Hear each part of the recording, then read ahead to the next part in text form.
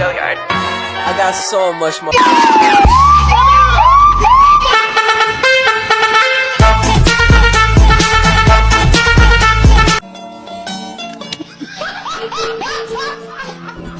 Are you ready, kids? Aye, aye, Captain! I can't hear you. Aye, aye, Captain! Oh!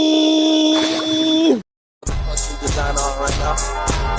Break it down, bring it back, make it clap. I got 3 old thoughts, new block, where that thing, bitches on my line, and you know. Karya tulis ilmiah merupakan serangkaian kegiatan penulisan berdasarkan hasil penelitian yang sistematis berdasar pada metode ilmiah untuk mendapatkan jawaban secara ilmiah terhadap permasalahan yang muncul sebelumnya. Fungsi karya ilmiah ada 3, yang pertama penjelasan, yang kedua ramalan, dan yang ketiga pengawasan. Penjelasan atau explanation yaitu karya ilmiah dapat menjelaskan suatu hal yang sebelumnya tidak diketahui dan tidak pasti menjadi sebaliknya. Ramalan atau prediction yaitu karya ilmiah dapat membantu mengantisipasi kemungkinan-kemungkinan yang akan terjadi pada masa mendatang. Pengawasan atau kontrol yaitu karya ilmiah dapat berfungsi untuk mengontrol, mengawasi, dan atau mengoreksi benar tidaknya suatu pernyataan. Syarat peneliti menulis karya ilmiah, yaitu mampu mengolah data dan berpikir logis. Langkah awal menulis karya ilmiah yang pertama, persiapan, menentukan tema, topik, lalu judulnya. Nah, yang kedua, menulis kerangka atau garis besarnya. Yang ketiga, menulis berdasarkan perencanaan. Terus yang keempat, mereview atau membaca kembali. Yang kelima, publish. Nah, teknik penulisan skripsi. Nah, yang pertama ada bab 1 pendahuluan. Ada latar belakang.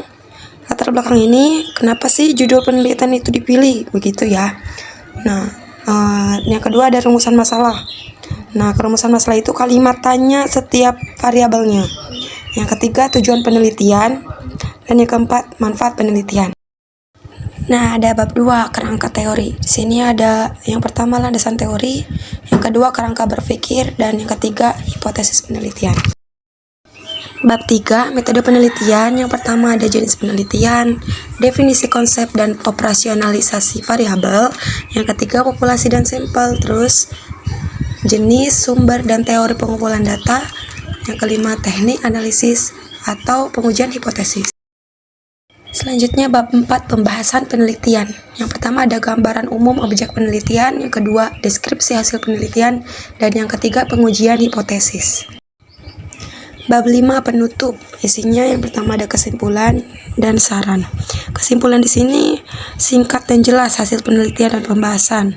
Sarannya yaitu berisi rekomendasi hasil penelitian untuk pembaca. Pembahasan selanjutnya ada kutipan dan daftar kutipan. Nah, kutipan yaitu kalimat pinjaman dari seorang pengarang. Jenis kutipan ada 2, yang pertama kutipan langsung dan yang kedua kutipan tidak langsung. Kutipan langsung yaitu mengutip secara langsung, sedangkan kutipan tidak langsung,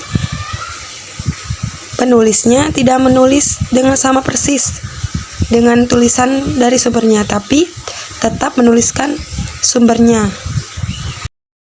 Selanjutnya ada istilah catatan kaki. Yang pertama ada IBID, artinya itu di tempat yang sama. Lalu ada object yang diselang 1, lalu logsheet, yaitu sama dengan yang di atasnya. Selanjutnya penulisan footnote, yaitu nama pengarang sama persis, tahun, judul, kota terbit, penerbit, dan halaman. Sedangkan untuk penulisan daftar pustaka, nama pengarang dibalik dan tidak ada halaman. Selebihnya sama dengan penulisan footnote.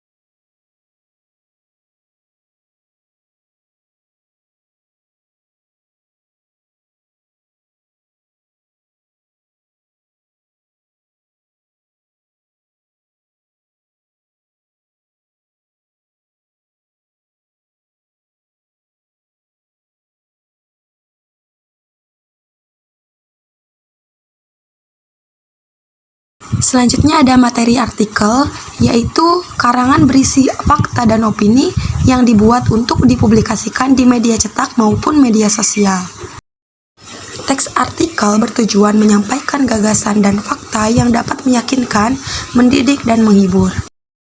Nah, pembahasan terakhir yaitu tentang kegunaan karya ilmiah. Pada dasarnya, semua ilmu ataupun teknologi yang ada di dunia ini perlu diteliti, ditingkatkan, dan dikembangkan fungsi dan peranannya untuk melahirkan perubahan. Perubahan yang positif melahirkan kemajuan, dan kemajuan inilah yang dituntut oleh ilmu pengetahuan. Tanpa kemajuan, kehidupan di dunia tidak ada artinya sama sekali. Terima kasih telah menonton, semoga bermanfaat. Sekian, wassalamualaikum warahmatullahi wabarakatuh.